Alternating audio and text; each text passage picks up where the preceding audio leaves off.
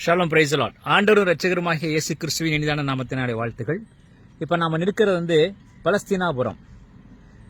இது பலஸ்தீன் அப்படிங்கிறதான பகுதியை நினைவூட்டுகிறதாக இருக்கிறது.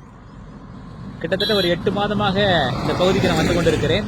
இது இருக்கும் இடம் திருநெல்வேலி மாவட்டம் அழகிய பாண்டியபுரத்திலிருந்து உக்கரன்கோட்டை போகிறதான வழியிலே இந்த ஊர் அழகான ஊர் அமைந்திருக்கிறது.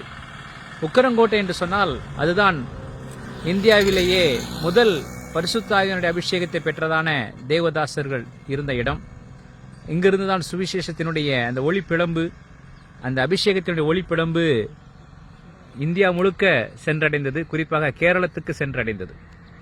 அதற்கு முந்தைய ஊர் தான் இந்த பலஸ்தீனாபுரம்.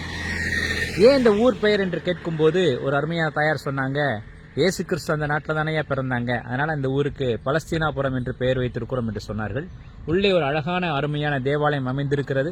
ஏறத்தாழ ஒரு 50-60 குடும்பங்களுக்கு மேலாக கிறிஸ்தவர்கள் இருக்கிறார்கள். ஒரு சிறிய கிராமம்.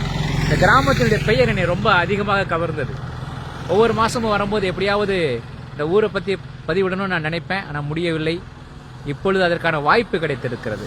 அதனால் பலஸ்தீனாபுரம், தமிழ்நாட்டில் ஒரு பலஸ்தீனா இருக்கிறது என்பதை நாம் மறந்துவிட வேண்டாம்.